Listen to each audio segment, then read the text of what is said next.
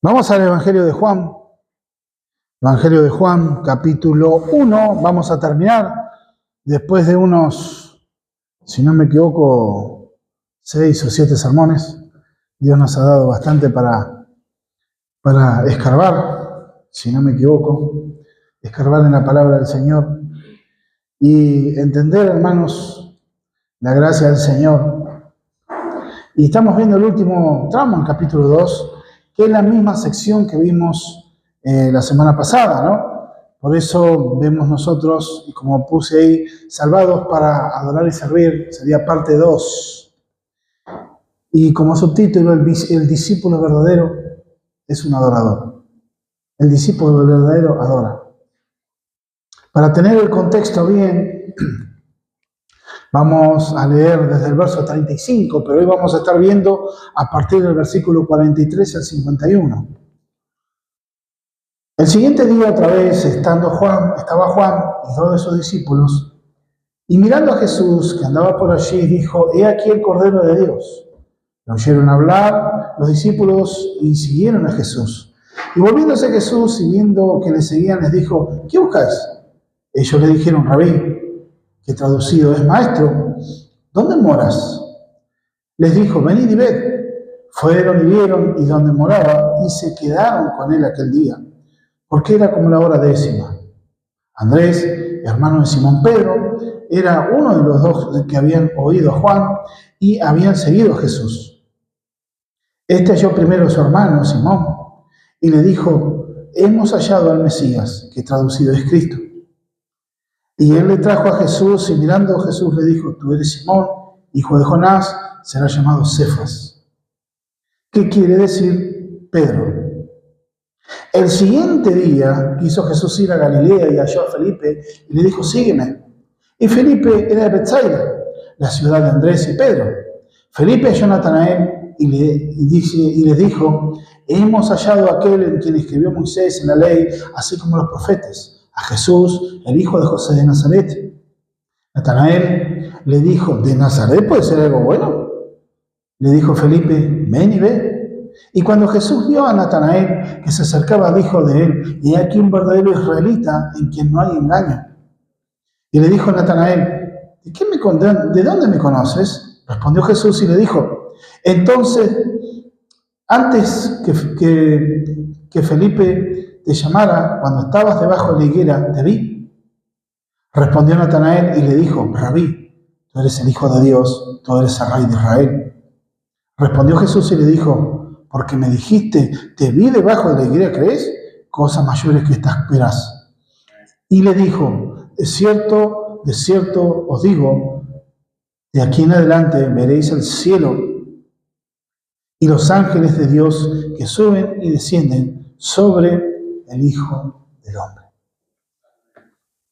Algo maravilloso, algo parece misterioso, pero vemos en los primeros versos la actitud de los discípulos.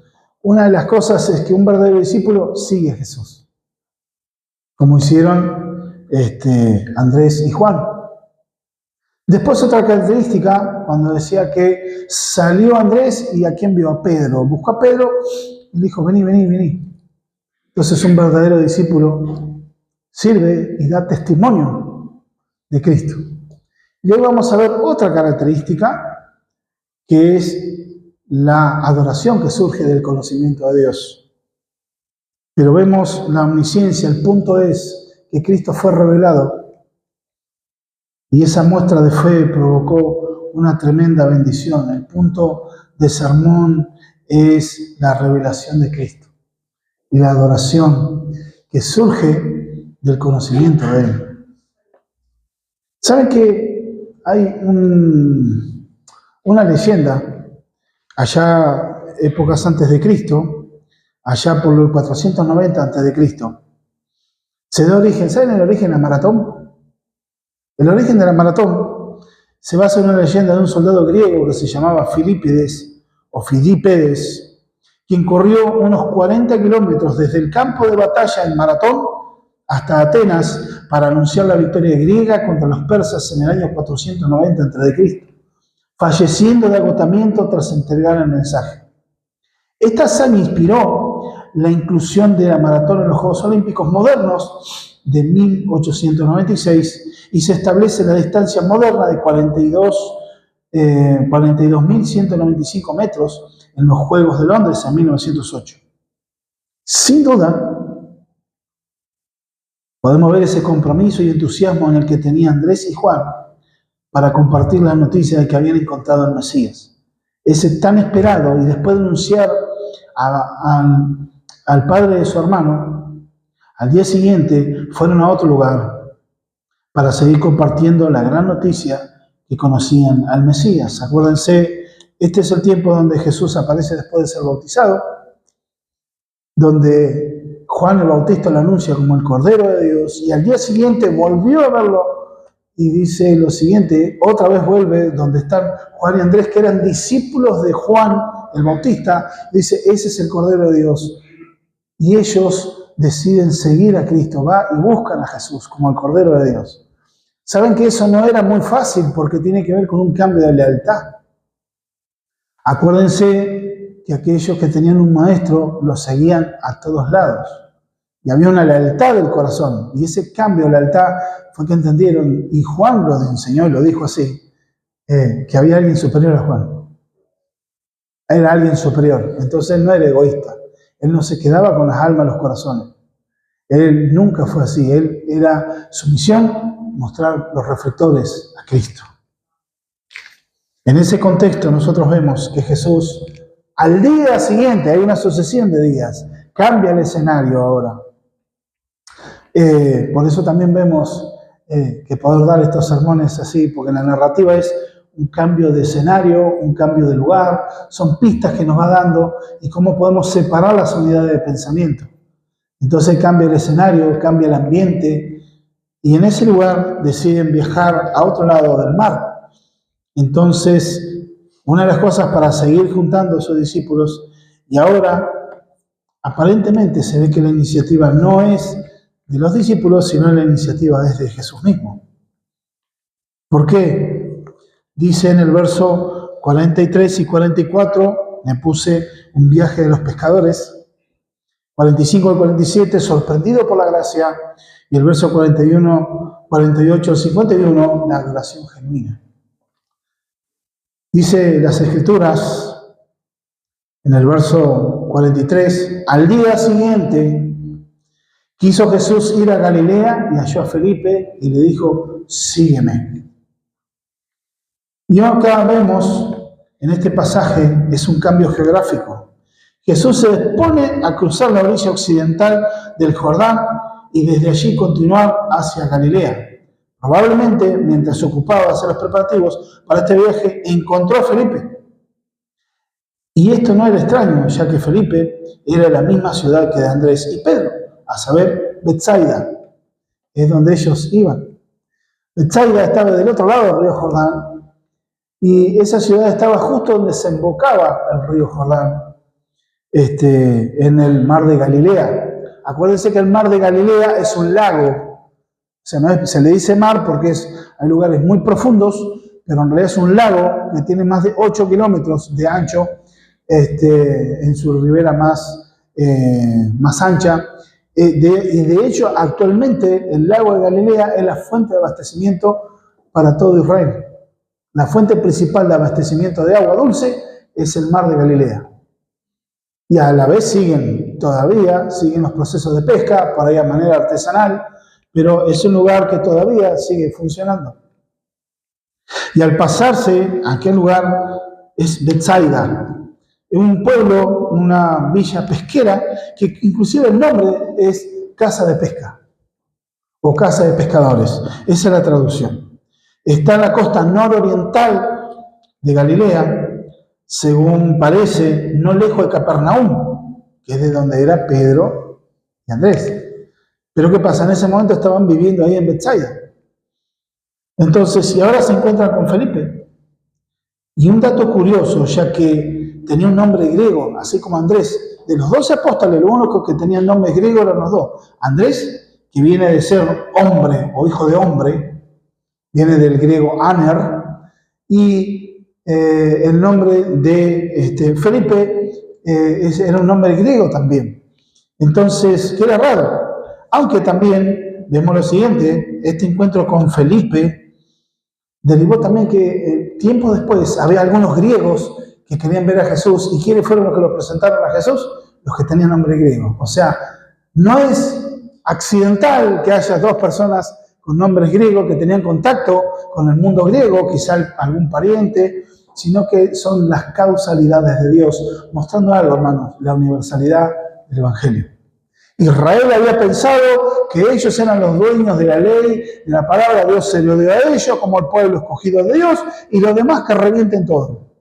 Y la visión de Dios era que en realidad ellos, ¿por qué Dios los puso geográficamente a Israel en ese lugar? Hoy lamentablemente se ve con el conflicto de Gaza, terrible situación, pero es un país pequeño, montañoso, en el principio tenían las costas, lo que es hoy en día Gaza, eso era parte de Israel antes, lo que es hoy Cisjordania, era parte de lo que era Judea, pertenecía a Israel, pero más allá de las cuestiones modernas, en ese momento estaban ubicados y que es un lugar de paso necesario y hace la conexión para los que venían de Asia, los que venían de la zona de Asia Central, venían del Asia del Cercano Oriente, los que venían de Europa y podían pasar hacia el África. Podían pasar a Egipto, era un lugar, un trayecto de comercio, de gran paso de todas las personas. Entonces era un lugar que Dios los puso estratégico, porque todos pasaban por ahí. ¿Y por qué digo estratégico? Porque la misión en realidad de Israel era mostrar al mundo quién era Dios. Por eso Dios les dice en Levítico, ustedes serán naciones de sacerdotes y de gente santa, porque yo soy santo. El propósito era que mostraran a Dios, a la humanidad, pero ellos entendieron al revés. Se cerraron en sí mismos, dijeron, no, nosotros somos los mejores y no queremos saber nada con los demás. Pero Dios vino a hacer conforme su propósito original, la extensión del Evangelio a las naciones. Por eso usaba a estos hermanos como nexos para el mundo griego. Ellos también, los griegos, después pudieron ver a Jesús. Y el encuentro con Felipe, de seguro, hay una de las cosas que no es que lo conoció en ese día Felipe. Jesús ya lo conocería de antes también. No es que ahora, Juan, lo que pasa que no, prefiero ahorrar el tiempo de decir cómo se conocieron, dónde, cómo, por ahí relata algo fundamental. También cómo conoció a Pedro, pero tiene otra implicancia, porque Pedro sería una de las columnas de la iglesia. No para ser el primer papa. Eso es un invento romanista para institucionalizar un ministerio como lo entendían los reformadores del anticristo. ¿Saben que el anticristo ellos lo verían al papa como el anticristo? No a la persona, pero sí la posición, la silla del papado es el anticristo y se presenta como antimesías. De hecho, se presentan a sí mismos en lugar de Cristo, como el vicario de Cristo. ¿Y cuál es el tema? De que ser vicario de Cristo, la Biblia dice que es el Espíritu Santo, no ninguna persona.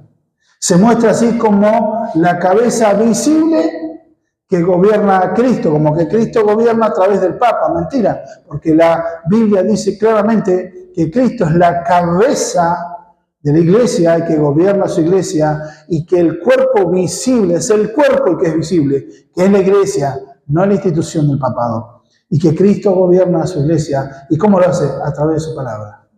Pero no hay uno por sobre todos. Pero en definitiva, acá toma que conoce a Felipe, lo trata, y seguro también tenía una gran amistad con Andrés y con Juan, ya que todos eran vecinos del mismo barrio. Ellos vivían en ese lugar, en esa aldea de pescadores.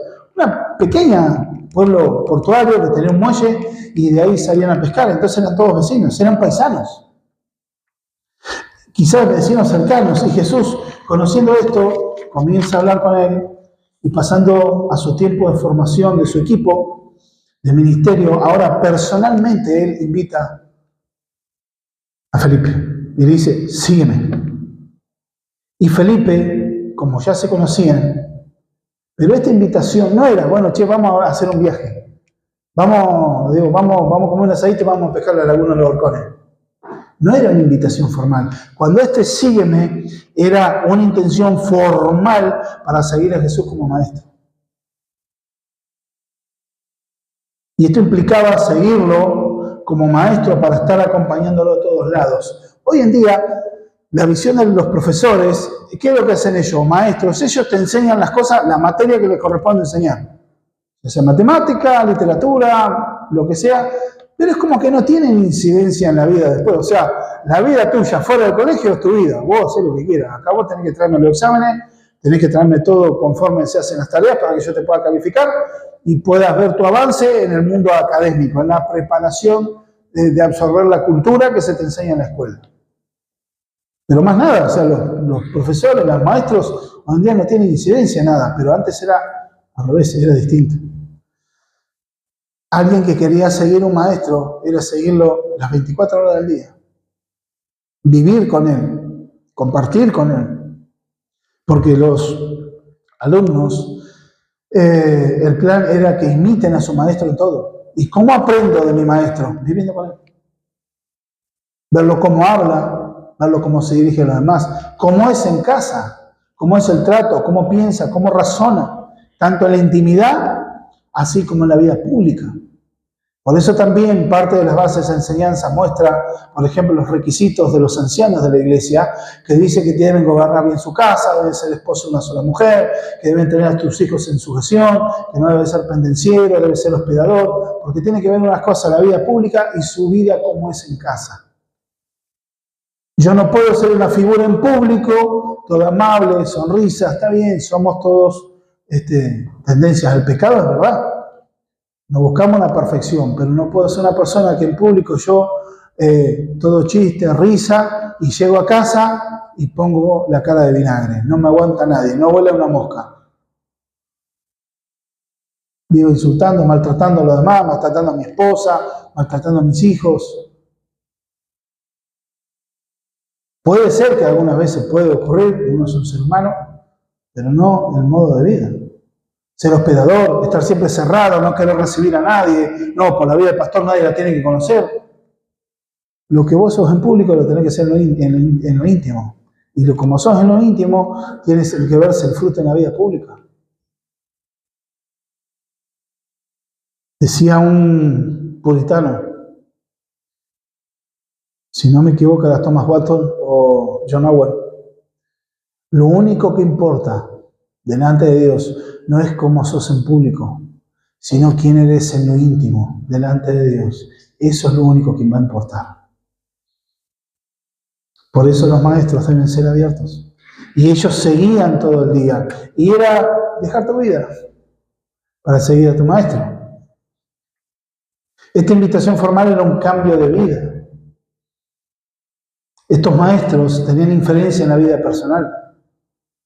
Y como vemos, Felipe era de Betsaida, que significa casa de pescadores. Estaba cerca de donde el río Jordán desembocaba. Y aquí se refleja la iniciativa divina. Jesús fue y lo llamó. Aunque en el griego quizá a veces es un poquito confuso, porque Jesús está ubicado en la mitad de la oración y es como seguiría el hilo de que Andrés es el que buscaba la relación y quería viajar a Betsaida y encontrar a Felipe y ahí se iniciara el contacto con Felipe, pero en definitiva lo que es mostrando acá, y por eso quizá el comité de traductores resolvió decir que Jesús quiso ir también, de hecho quería, pero que Jesús muestra la iniciativa, sígueme. Es el llamado del Señor. Y esto está reflejando algo importantísimo, porque es una persona que busca al Señor, pero la obra de la gracia divina, como dice en el capítulo 15, verso 16 del Evangelio de Juan, capítulo 15, acompáñeme.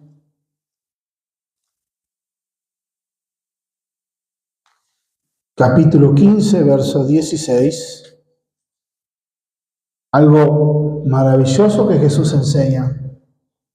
No me elegisteis vosotros a mí, sino que yo los elegí a vosotros.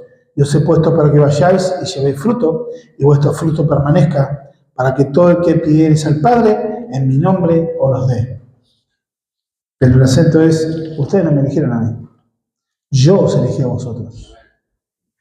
Eso derriba un poco, sin alterar en la Biblia la responsabilidad humana, la doctrina de la responsabilidad humana y la soberanía divina, pero derriba un poco aquel pensamiento de que Dios está sujeto a mis decisiones, que Dios es tan caballero de que Él va a respetar lo que yo decida.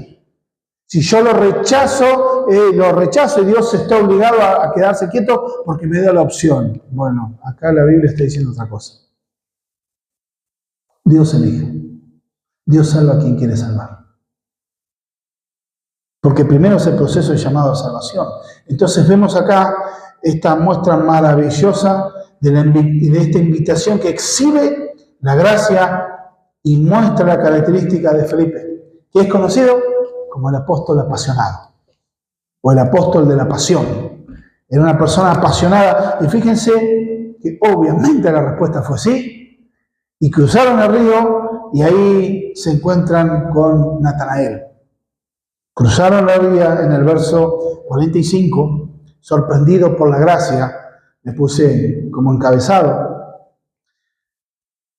y dice en el verso 45, Felipe halló a Natanael, y le dijo, hemos hallado a aquel en quien escribió Moisés en la ley, así como los profetas, y así es el hijo de José de Nazaret. Y vemos ahí que lo encuentra en aquel lugar y le da ese testimonio, algo natural que sale de alguien que ha nacido de nuevo, alguien que tiene contacto con Jesús. Algo que sale es salir a predicar. No te lo puedes callar, o no lo deberías. Pero es algo que surge. Muchas veces se menosprecia la gracia. Y hay personas que les cuesta predicar al Señor. Uno entiende la vergüenza, la humillación, pero es Dios que te va a impulsar a hablar. Es Dios que te va a impulsar a hablar. Y este hombre era apasionado por Dios, apasionado por su maestro. Y le hace una declaración profunda a este Natanael. ¿Por qué? Sale un testimonio de ser un verdadero discípulo que inmediatamente sale a buscar a otra persona. En este caso, un amigo. Y aunque el caso es distinto, pero vemos un patrón ahí. Fíjese que Andrés y Juan conocieron al Señor y de acá relata que Andrés fue y buscó a su hermano. Después habla de que Jesús sale y busca, llegan e invita a Felipe, pero acá se vuelve a reiterar el patrón. Felipe sale, teniendo un acuerdo con el Señor, y va a buscar a Natanael, a su amigo, al vecino del barrio. Muchas veces se aprecia mucho, y más en la década de los 80, mediados y a fines de los 90, las grandes campañas evangelísticas. Uno predicando en las plazas, predicando a las multitudes y repartiendo folletos y trataditos, ese evangelismo multitudinario, y ha habido fruto de eso. Y es algo que se puede apreciar, hermanos, que Dios le ha dado llamamiento a personas para hacer así. Pero acá hay un patrón bíblico, o sea, sin despreciar esto, pero que a veces lamentablemente se despreció, y sospecho yo también fue quitarse la responsabilidad de muchos, de entender que la predicación, el cumplir la gran comisión, no es solamente para aquel que tiene el ministerio de evangelista, o en las iglesias el ministerio de evangelismo. Entonces hay que predicar, sí, ahí está nomás el ministerio de evangelismo. ¿Y vos? Porque el llamado a la evangelización, Mateo 28, 18 al 20, habla que le está diciendo a todos, ir por todo el mundo y predicar el evangelio, enseñándole todo lo que yo os he dado y bautizándose en el nombre del Padre, del Hijo y del Espíritu Santo. Y aquí yo estoy todos los días con ustedes hasta el fin del mundo. Para ahí un poco lo parafraseé, pero entendamos, hermanos, Jesús dijo, me ha sido dado toda autoridad sobre todo reino, sobre todo potestad, sobre los cielos y sobre la tierra. Y esa es la orden, id. No dice esperad, id, pero es para todos. No es solo para los apóstoles y no es solo para el ministerio de evangelismo o la evangelización. Toda la iglesia tiene la responsabilidad de predicar y debe ser el gozo de predicar. Ahora le ha pasado que se siente con un regocijo cuando hablan a alguien del Señor. Pero no estoy diciendo presentando el carnet, mira, yo soy cristiano evangélico. Sino el tema es hablar con la intención de ganarlo para el Señor. Dios es el que convence de pecado, juicio y justicia. En definitiva, Dios es que salva, o sea, la salvación, la gloria de Dios es en la salvación de principio a fin. Pero nuestro es el privilegio y la gracia tremenda de ser participantes en ese plan de salvación, siendo los instrumentos para llamar a otros pecadores al arrepentimiento y la fe. Eso es lo que hacía Felipe. Fue a buscar a un amigo. O sea, ¿cuál es el evangelismo relacional? El contacto uno a uno. De venir a hablar, che, ¿cómo estás? Mirá, te quiero presentar a Jesús. ¿Cómo iniciamos la relación? Si ya lo conocés, a veces algunos hay métodos, a veces alguna persona que no conocen, se presentan. Por ahí le dicen, bueno, tenemos una petición de oración para hablarle, como para hacer la entrada. Después pasan al tiempo, ¿y cómo te fue en esto que me pediste? Y ahí poder brindar respuesta y ya empezar a predicar el Evangelio, llamar a la gente al arrepentimiento y la fe. No es la cuestión de las grandes campañas. Sí, Dios usó su instrumento y lo usa, amén. Yo no digo, o sea, es bíblico y está bien. Pero no es esconderse atrás de las masas, de las grandes campañas. Reparte un folleto y ya nos queda muy escondido. Y que hable el hombre que sabe, que hable el predicador. No, hermano, cada uno de ustedes es un predicador y es una predicadora para promulgar el Evangelio. No es reservado a una élite más espiritual. Es aquel que ha nacido de nuevo, hermano. Vemos en este sentido, en esta predicación, va a buscar a su amigo. Y lo encuentra a Natanael. Y le hace una potente declaración. Porque no le dice, che, mirá, te quiero presentar un hombre. Encontramos al Mesías. Sabiendo que seguramente del amor que Natanael tenía por la palabra de Dios, le mencionó las antiguas profecías. Jesús no era producto de la necesidad de liberación política que tenía Israel, o su surgimiento no fue debido a la necesidad material o a la falta de algún referente popular, sino que la venida de Jesús era el cumplimiento del pacto del Señor, de las promesas de salvación en esperado de las naciones. Le está mostrando que se escribió la ley, los salmos y los profetas. En todo el Antiguo Testamento está hablando de Jesús. Se cumplió la promesa, lo encontramos. Y la reacción de Natanael. Alguien que no es que enseguida salió corriendo. ¡Ah, qué bueno! Porque aparte dijo, es hijo de José de Nazaret. Y por un lado, presumiblemente, porque Natanael era un lector de las Escrituras y conocía, y sabía que Nazaret no estaba mencionada como parte de las profecías para que salga algo de ahí. Por eso vemos como un escepticismo. Y de ahí la pregunta, ¿no? Cuando le dice a Natanael, ¿de Nazaret puede ser algo bueno? Le dijo a Felipe. Entonces, ¿qué pasa? ¿De algo bueno? ¿Por qué? Porque hay una de las cosas. Empezó con una incredulidad, un escepticismo, un espíritu escéptico. Seguramente que no era la primera vez que escuchaba de alguno que se decía el Mesías. Porque hubo muchísimos. De hecho, Gamaliel presenta, cuando está en el libro de los Hechos, cuando estaban en el concilio en Sanedrín, para decir, bueno, vamos a ver qué hacemos con estos cristianos. Y él en un momento les dice, Gamaliel había sido el maestro del apóstol Pablo. O sea que si Pablo estaba en mis cuidados, es como que quizá Dios le dio luz a Gamaliel a decir, Pablo era el mejor de los alumnos de hoy en día. Era celoso de la fe, celoso de la religión judía, perseguía y mataba a cristianos y ahora resulta que estaba predicando de Cristo. Entonces Gamaliel habrá abierto los ojos y dijo, no sé si fue salvo Gamaliel, pero Gamaliel Dios lo usó para una forma sabia, decir, hermanos, dejemos que si esta obra es de Dios, va a prosperar. Mas si no es de Dios, va a desaparecer. Acuérdense de ese tal Teudas, que también se levantó como Mesías hasta que lo mataron y todos sus seguidores se dispersaron. Y no quedó nada de ese movimiento. O sea, él se acordaba de alguien. Pero si era de Dios, sabía, él no quería meterse contra lo que veía y quizá le estaba instruyendo que esto podía ser obra de Dios. Porque si uno de sus mejores pollos, que lo había formado de cero, sabía la calidad de hombre que era Pablo, y que fíjate, predicando, dijo, bueno, acá hay otra cosa. Acá ya hay otro aroma.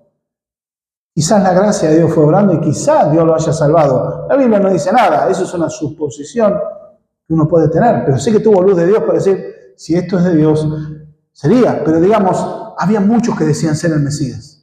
Muchos loquitos que se levantaban a decir que eran los salvadores, los Mesías, que yo soy el elegido. Morían, los mataban o el temor los ganaba. De hecho, uno de los últimos y que veían y que muchos judíos dijeron que posiblemente era el Mesías prometido, más o menos por el año 800 después de Cristo. Un judío se levantaba y hablaba en la zona de Israel y hablaba de parte de los judíos.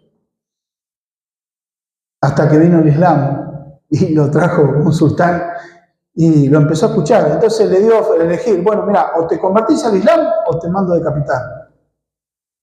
Se convirtió al Islam, mostrando que era un cobarde y mostrando que efectivamente él no podía ser el Mesías. El Mesías ya había venido más de 800 años antes. Pero siempre hubo gente con esas percepciones de ser el elegido. Y Natanael había escuchado mucho, infinidad. Meditaba la palabra, pero también no creyó porque hablaba de Nazaret. Era una aldea insignificante de Nazaret. Y él encima era de una aldea, de un pueblo vecino, que era Caná de Galilea, donde se hicieron las bodas de Caná. Y en ese lugar, en Caná de Galilea, era una zona de que era un lugar chiquito ya, casi insignificante. Bueno, Nazaret era más chico todavía. Es por decir así, vamos a ponerle General Conesa y Villa Roche. No sé si alguno pasó por la ruta alguna vez. Una cosa así es la comparación. No le digo exactamente una cosa así. General Conesa tiene una manzana, tiene 100 por 100%. Eso es la zona centro, los negocios, todo. Después tiene zona de campo, sí. Pero Villa Roche es un conjunto de casas acumuladas una de otra, entonces no era un lugar así.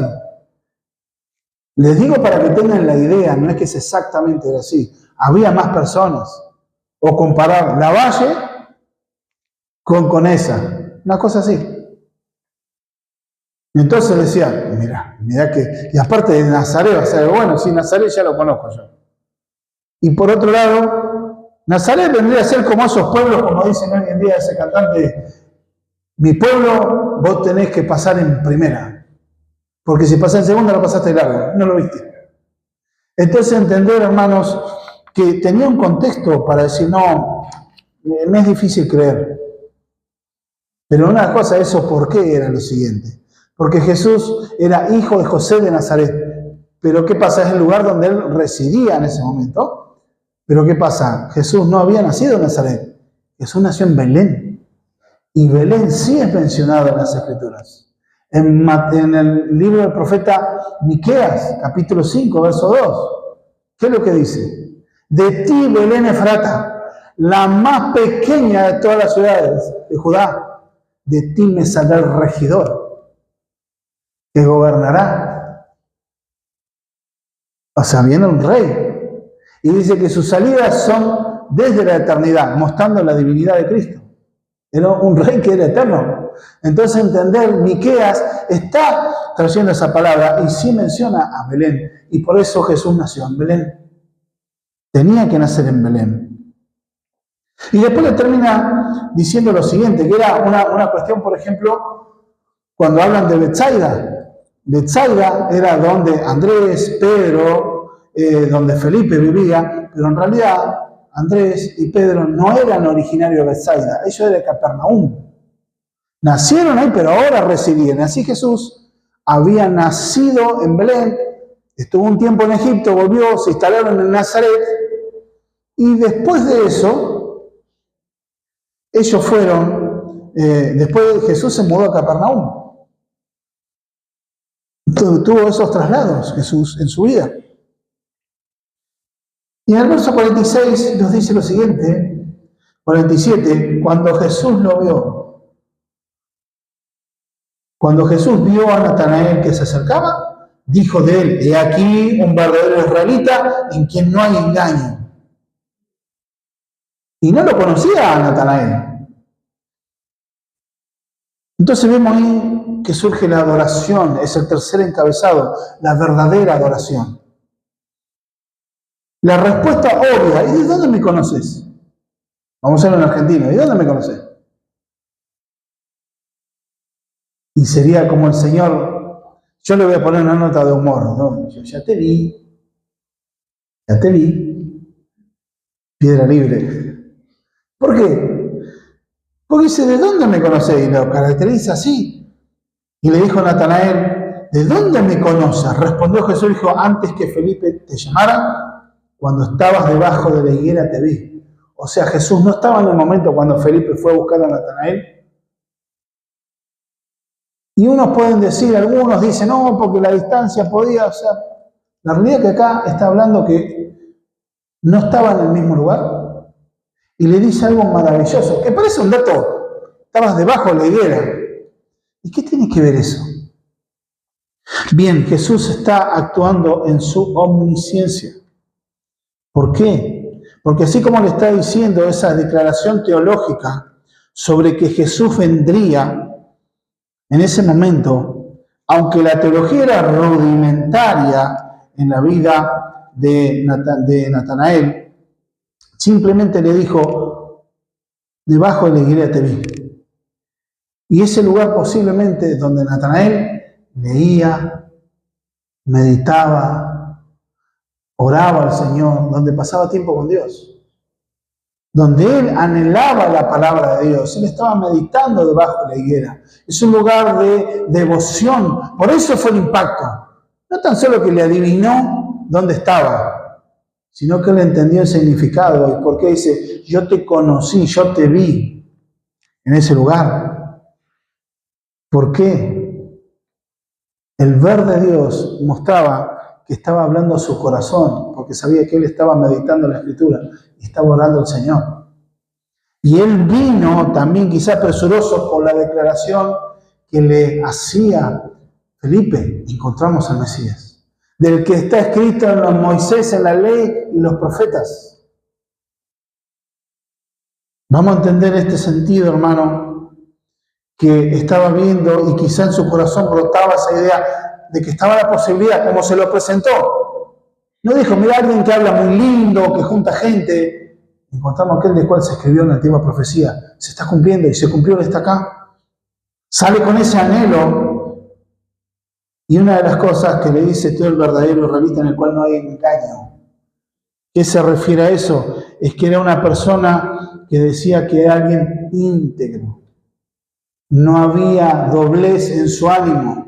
Se presentó ahí, se presentó con honestidad y con sinceridad de corazón, pero aparte era un hombre íntegro. Era como un verdadero israelita. Y la palabra que se refiere ahí en el arameo tiene que ver con Jacob. Es parecida a la palabra. Jacob, su nombre que era el suplantador. ¿Se acuerdan? Jacob, uno de los patriarcas, el suplantador. Y la palabra que mencioné, Jacobi, es como sería cuando Esaú va a buscar la bendición de la primogenitura al padre y se encuentra con que Jacob, su hermano, lo había suplantado y le dio la bendición y dice, bueno, padre, dame una bendición, no tenemos para mí, no, es que ya no tengo, pero ¿cómo puede ser? Y que lloró grandemente. Y ahí también Isaac lanzó una bendición sobre su hijo Esaú. Y le dijo y lo bendijo también. Pero él dice, bien les pusieron el nombre, dijo Jacobi, porque es un usurpador. Después Dios le cambió el nombre a Jacob, le puso Israel. Y así le está diciendo como aquí un verdadero israelita, no Jacob que era suplantador, no que había mezcla o malas segundas intenciones, sino que eso es un verdadero israelita. Eso es un verdadero Israel. Entonces queda impactado de tal manera este hombre. Y dijo, ¿de dónde me conoces? Y cuando le dice que yo te vi debajo de la higuera, ¿cuál fue la respuesta? ¿Qué es lo que veía él? Rabí, o sea, la palabra rabí tiene que ver con alguien más grande que yo. De ahí se deriva la palabra maestro o amo, pero describía a alguien más grande. Directamente no le dijo, a ver Jesús, contame, repetime otra vez. Esa palabra puso tal impacto, fue el Señor que habló en su corazón, Rabí. amo, mi maestro, se rindió. Y también veía lo siguiente: tú eres el Hijo de Dios, tú eres Rey de Israel. ¿Y qué se refiere con eso? Hijo de Dios. Vemos ahí que quizá la comprensión del propósito de Jesús en cuanto a la redención por ahí no tenía muy clara. Era una teología más rudimentaria la que tenía, hasta que después Jesús se la fue ampliando y revelando a Natanael. De hecho, Natanael, un dato de color, en los sinópticos está puesto como Bartolomé. ¿Por qué? Porque el nombre Bartolomé significa hijo de Tolmai. O sea, el nombre completo, Natanael Bar Tolmai. Ese era el nombre. Jesús, por ejemplo, se llama Jesús Bar José, porque el apellido era el nombre del padre. Era Daniel, hijo de Justo. No eran el nombre apellido como hoy en día se manejan. El apellido en sí era quién era tu padre, a ver de dónde viniste. Entonces entendamos, digo, para que cuando leemos los otros evangelios aparece Bartolomé, pero no Natanael. Bueno, Natanael es Bartolomé. Entendamos lo siguiente, hermanos. Se está refiriendo al rey de Israel y él cómo los veía, cómo podía comprender. Bueno, entendía que era el eterno Hijo engendrado del Padre. ¿Por qué? Salmos capítulo 2, versos 6 y 7. Acompáñenme.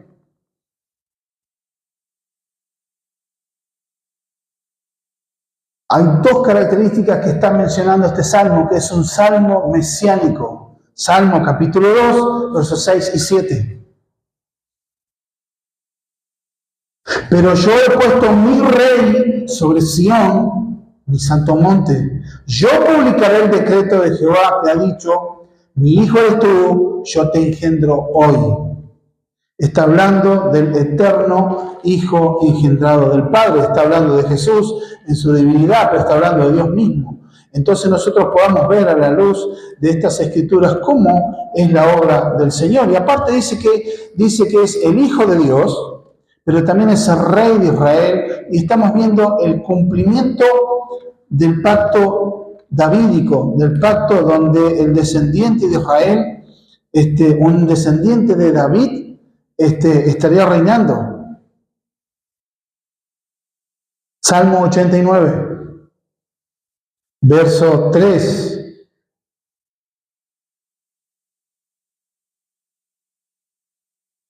Hice pacto con mi escogido, juré a David mi siervo, diciendo, para siempre confirmaré tu descendencia y edificaré tu trono por todas las generaciones. Ahí está hablando del descendiente. Nosotros podemos ver también cuál era la intención también del apóstol Juan. Acuérdense que por qué dice Hijo de Dios y por qué Juan anota esto. Porque acuérdense la intención que tenía Juan en el capítulo 20, verso 31 del Evangelio de Juan, que dice, estas cosas se han escrito para que ustedes crean que Jesús es el Hijo de Dios. Esa es la intención de Juan. Por eso resalta esto, la necesidad de hijo, no como simple filiación, que por ahí él está hablando de una filiación, pero ¿qué es lo que está hablando ahí? No sentido, quizás Felipe no hablaba en sentido de filiación, porque ellos entendían que ese hijo de Dios podía ser también un hombre, como un adoptado por Dios, pero todavía no entendía mucho la visión de Dios el Hijo, de que Jesús era hijo de Dios. ¿Pero en qué sentido? En el sentido metafísico, en un sentido ontológico, desde lo interior, ya que Jesús es el Hijo de Dios, participante de su misma esencia, de su mismo poder, de sus mismas perfecciones, pero es una persona distinta. Acuérdense de la doctrina de la Trinidad, es un solo Dios que subsiste en tres personas, que son distintas, pero a la vez pertenecen y conforman el ser de Dios. Ahora, Jesús le hace una promesa. Es una pregunta que lleva incluida una promesa. Jesús dice, respondió Jesús y le dijo, porque dijiste, te vi y veas que la guerra crees, cosas mayores que estas verás. Ahora, no es que Jesús le preguntaba, la verdad, ¿te diste cuenta? Fue una pregunta, pero con una clara intencionalidad de darle una palabra de bendición, de darle una promesa, ya que esa simple, pequeña obra que hizo Jesús hizo que se haga la respuesta de fe de Natanael, entonces eso estaría recompensa. Cosas mayores que esta vas a ver, cosas más grandes que eso vas a ver. Y realmente subieron y él vio. ¿Qué es lo que vio? No tan solo estamos hablando de que puede ver los viajes o puede ver los milagros de Jesús, las sanidades, los endemoniados que eran libres, los muertos resucitar, cosas tremendas, ¿no? Pero ¿qué es lo que él pudo ver? Tuvo el privilegio de ver la cruz. Tuvo el privilegio de ver a Jesús resucitado. Tuvo el privilegio de vivir en el Pentecostés, cuando el Espíritu Santo llenó el aposento alto y todos fueron llenos del Espíritu Santo y pudo testificar de la gloria de Dios, hablando en otras lenguas también, esa manifestación que Jesús daba idiomas para que los extranjeros puedan entender la obra del Evangelio. Pudo ver la trascendencia del plan de la salvación. Por eso esas cosas mayores que simplemente decir, te adiviné dónde estaba, va a haber cosas mayores. Hermanos, esto es como dijo el apóstol Pablo en la primera carta de los Corintios, cosas que ojo no vio, ni oído oyó, ni han subido en corazón de hombre, son las que Dios tiene reservadas para los que le esperan. Es Cristo, la gloria de Cristo resucitado. Algunos pueden decir, no, bueno, las cosas grandes que no viste, que Dios tiene reservadas, que a mí hizo un viaje a las cataratas y que me puede viajar a Egipto o puedo tener esta bendición. No, eso no es. Puede ser parte de la bendición de Dios, pero cosas que oído no oyó, ojo no vio, ni han subido en corazón de hombre, la eternidad, el tener luz de la obra de la cruz, de la salvación, de la vida eterna, de ver las glorias de Dios, de conocerlo a Él en sus atributos, en sus perfecciones. Es algo maravilloso. Y esa promesa que le da, fíjense, y le dijo, de cierto os digo, de aquí en adelante veréis el cielo abierto y a los ángeles de Dios que suben y descienden sobre el Hijo del Hombre. Qué cosa, ¿no? Pero hay algo que se está refiriendo en esto. Porque la promesa en referencia que está dando, acuérdense que Jesús deliberadamente dice, este es un israelita en el cual no hay engaño. Se está refiriendo en un aspecto al ambiente de Jacob, donde estaba en una época la promesa. Ahí en Génesis, capítulo 29, mostrando a Jesús a través de un sueño que tuvo Jacob. 29.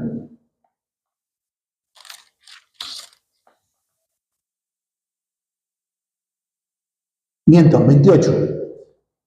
Error de tipeo. En Betel. Salió pues Jacob de Beerseba y fue a Harán. Y llegó a un cierto lugar y durmió allí, porque ya el sol había puesto, y tomó de las piedras de aquel paraje y puso en su cabecera, y se acostó en aquel lugar. Y soñó, y aquí una escalera que estaba apoyada en la tierra, y su extremo tocaba el cielo, y aquí ángeles de Dios subían y descendían por ella. Estaba viendo ese sueño. ¿Y qué tiene que ver esto con Jesús? Simplemente Jesús le está mostrando algo, que Jesús es el único nexo entre el cielo y la tierra. Mostrando, como lo diría Pablo tiempo después, cuando le escribe a Timoteo, que Jesús es el único mediador entre Dios y los hombres, que hay un solo mediador entre Dios y los hombres, Jesucristo hombre. El único nexo entre el Dios eterno y la humanidad, en el nombre entre la tierra y el cielo, es Jesús. Por eso tiene tanta importancia y relevancia la figura, observarlo también, la de la cruz. Porque ahí Jesús en la cruz está suspendido entre el cielo y la tierra, haciendo la paz por medio de su sangre. Pero también se está refiriendo a algo, al Hijo del Hombre. Y saben que es uno de los términos preferidos que Jesús se definía a sí mismo. Aquí el Hijo del Hombre. va a venir el Hijo del Hombre, va a sufrir. Siempre se refiere al Hijo del Hombre, ¿no? ¿Y qué tiene que ver esto Hijo de Hombre? Bueno, en la antigüedad tenía un significado, dos significados, ¿no? Uno, decir Hijo del Hombre, era bueno ser hijo de cualquier hombre, un hombre común. Como dice el libro de los Salmos, ¿no? ¿Qué es el hombre para que te acuerdes de él? ¿O quién es el Hijo del Hombre para que tengas memoria de él? Pero, y eso se refiere simplemente a un hijo de hombre, un hombre común. Pero acá hay otro aditamento que Dios está mostrando. Acompáñenme al libro del profeta Daniel, capítulo 7.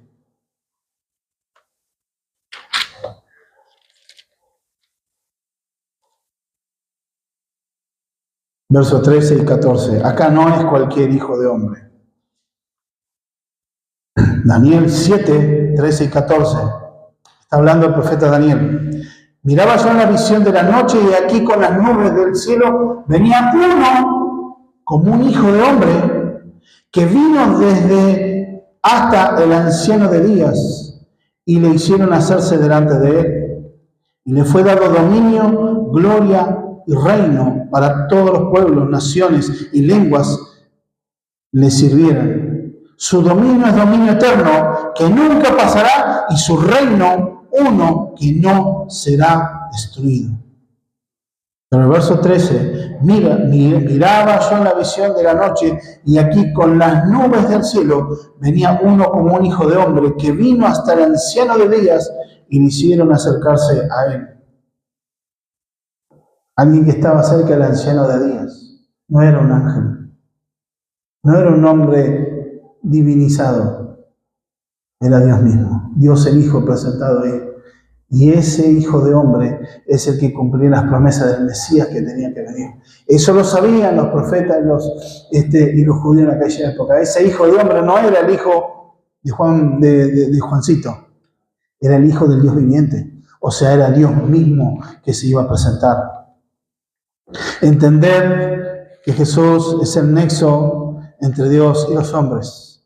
Comprender, hermanos, de que aquel Hijo de hombre vino un día a esta tierra cumpliendo todas las promesas. Dónde nació, cómo nació, de quién nació, cómo vivió, cómo se crió, cómo testificó. Toda su vida fue el perfecto cumplimiento de distintos aspectos de las profecías que Dios había dado, y eso se estaba cumpliendo delante de los ojos de Natanael, quien amaba y anhelaba a Dios porque Dios lo amó primero. ¿Y qué aplicación nos da esto? La adoración. Un verdadero discípulo es el que adora a Dios. Le sigue, está comprometido, tiene intimidad con el Señor, le sirve, testifica de Él. La adoración surgida del conocimiento de Dios se demuestra de ser un verdadero discípulo. Quien se rinde al Señor, le sigue, testifica a otros y le rinde adoración. A medida que más conocemos a Dios, más engrandecemos su nombre. Durante muchos años, lastimosamente, y también responsabilidad de malas teologías, pero muchos rechazaban el mundo de la teología, rechazan el estudio, rechazan conocer la Biblia. Muchos hoy en día se manejan por la revelación fresca de Dios y me quiero manejar por mis sueños, mis visiones. La Escritura es clara. En la antigüedad Dios habló a los profetas, a los ancianos por medio de los profetas, utilizó otros medios, pero hoy nos habla por el Hijo. Y el Hijo, ¿cómo nos habla? A través de la palabra que Él reveló, que es la autoridad máxima para la iglesia del Señor. Otros prefieren andar, hasta se han escuchado terribles herejías, producto de que Dios me reveló esta obra. Dios me trajo, no, lo que Dios hace te ilumina de lo que Dios ya reveló. Pero agregar doctrinas nuevas, disparates, desconectados totalmente de la teología histórica, desconectados de lo que la iglesia creció durante años, sacado de cualquier lugar de la Biblia, con tal de usar el texto como una excusa, no han entendido, porque la verdadera teología es la que cambia el corazón. Esa teología baja de la mente y baja del corazón. Nos hace entender la grandeza de nuestro Dios y la pequeñez del ser humano, y nos debe rendir en adoración genuina y verdadera. Un cristiano, a medida que más madura en el Señor, se debería convertir en un mejor adorador. Y otra aplicación, vuelvo a preguntar lo que dije la semana pasada. ¿Hace cuánto no testificas de Cristo? Pónganse a pensar en esto. Hay personas que son fanáticos de un club de fútbol. Fanáticos. Son capaces de dejar familia. Hay gente que inclusive se ha escuchado los reportajes de televisión. Renuncian a sus trabajos. Venden sus autos con tal de ir a seguir a su equipo, puede ser la selección, a otro país o a jugar una copa, lo que sea. Dejan todo. Se visten la camiseta, van orgullosos. Algunos están dispuestos a pelear y lamentablemente hasta hacer daño a otros por defender los colores. U otros fanáticos de algún artista. Yo me acuerdo, hoy es una amiga de la familia, y se había ofendido porque yo había tocado a su artista de preferencia, diciendo que yo no me gustaba. Y no me gustaba, y de hecho hasta el día de hoy lo sostengo. Pero se ofendió y salió a defender. ¿Cómo yo me atreví a hablar de ese artista que ella tanto amaba? Fanática de Luis Miguel. Entonces, yo me reía, hoy me río, en ese momento. Pero claro, aquel que está comprometido con algo y está como ese fanatismo, está y quiere hablar de él, y quiere hablar del club que ama. Más, el dicho que hay en Argentina, ¿no? Se puede cambiar de mujer, se puede cambiar los hijos, de trabajo, de auto, pero del club no, Eso es algo que no se cambia nunca. Yo me hice hincha de este club y hincha de este club me voy a morir. O sea, aguantamos, vamos a aguantar los colores en las buenas y en las malas. Está perdiendo, no importa, vamos a seguir adelantando. Venía a la iglesia, la primera que tu hermano te decepciona, no vengo más a la iglesia. Un día venimos a cantar y para cantar, y bueno, hoy no estoy bien de ánimo, entonces hoy no canto. No se trata de adorar a Dios porque te sentís bien o te sentís mal. Se trata de adorar a Dios porque Dios es y lo que Dios te otorgó, salvación y vida eterna. Más allá de la circunstancia emocional en la que estés pasando. Que puede ser lógica, legítima, lícita. Pero es rendir tu vida al Señor. Esa adoración surge de un conocimiento de Dios. Realmente, si cantamos que Dios es lo más grande, es lo más precioso, es lo más maravilloso, es lo mejor que me pasó en la vida, es el Dios que me salvó, el Dios que me amó, cantamos que su gracia es mayor, cantamos que no soy yo, sino es Cristo en mí, cantamos que dependemos de su gracia, que la creación alaba a Dios. Y una forma de alabar a Dios también es publicar su salvación. Como veíamos el jueves, esa preciosa clase, hermanos, que tuvimos los varones.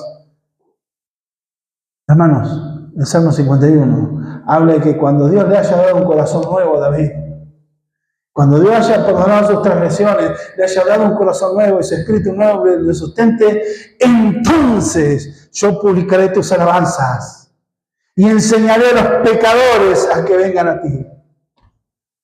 La salvación produce, hermano, el anhelo porque ver a otro. Y esa es la prioridad en tu corazón. Ahora, ¿qué pasa? Que eso está tan dormido. Y eso es tu responsabilidad delante de Dios. Pero Dios te da su espíritu. Dios te da su poder. Dios te dio de su gracia y derramó de su gracia en tu vida para que puedas testificar de Él. Pero tenés que verlo así. Es más importante que tu trabajo, más importante que el dinero, más importante que tus hijos, más importante que tu esposa, más importante que toda tu familia junta, más importante que los mayores logros. Obviamente es más importante que vos y que yo. Otros se fanatizan por la política y hablan de este político o de este sistema político. Lo que va a salvar el alma a las personas es el Evangelio. No es ser de tal o cual partido político. Fuiste llamado a ser luz y sal de la tierra. Así como Natanael. ¿Cómo honró a Dios Natanael? Acuérdense que ellos eran pobres. Y no estoy magnificando la pobreza, instalándola como algo bueno, no. Dios le dio recursos, lo prosperó y lo bendijo, pudo viajar a otro lado a predicar el Evangelio. Y él adoró a Dios. Pero según la tradición, ¿saben cómo agradó a Dios? ¿Y cómo él hasta el último testificó?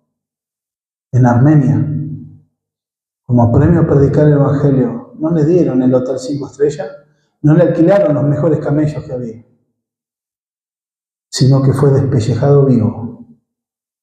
Lo cuerearon vivo, le sacaron la piel y después lo decapitaron.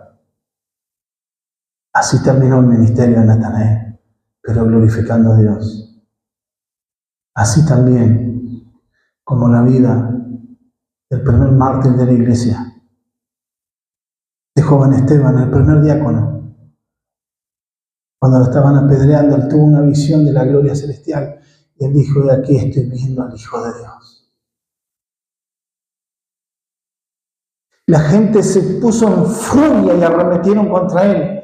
Pero ¿cuál fue la actitud? Señor, no les tengas en cuenta este pecado.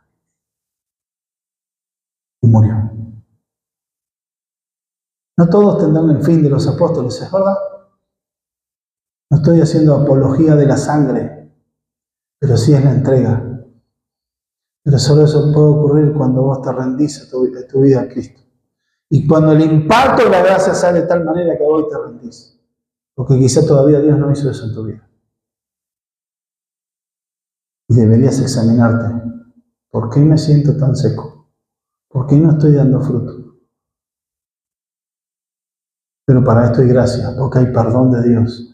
Si vas en arrepentimiento genuino y en fe a los pies del Señor. Y Dios te va a renovar. Porque el corazón contrito y humillado no despreciarás tú, Dios. Al espíritu quebrantado el Señor no lo echa fuera. ¿Pudiste haber fallado? Sí, pero la gracia de Dios es mayor que tu pecado. Recordá que Cristo intercede por tu vida todos los días. Él es nuestro sumo sacerdote y está delante del trono intercediendo por nosotros. Por eso el autor de los Hebreos dice que Él es poderoso para guardar a su pueblo perpetuamente, para salvar a su pueblo perpetuamente, ya que Él intercede por nosotros. Nuestra salvación en los hijos de Dios nacidos de nuevo está garantizado por la intercesión de nuestro sumo sacerdote, el Cristo resucitado. Y si hoy ves que no sos del Señor, no rechaces al día que te puedas arrepentir de tus pecados y creer en Él de verdad. No importa si hace poco o hace mucho está en la congregación, será tu corazón el que es confrontado por el Señor y el Espíritu Santo está trabajando ahora. Ven a Él en arrepentimiento y fe y Él te perdonará. Él dice: al que a mí viene, yo no le echo fuera. Vamos a orar. Señor amado, en el nombre de Jesús, te doy gracias, Señor, por esta tu palabra. Te doy gracias por tu bondad. Y te encomendamos, Señor, nuestras vidas en tus manos. Bendice a tu iglesia para poder ser instrumentos útiles para amarte, para adorarte en espíritu y en verdad, y para ser instrumentos para testificar de tu palabra.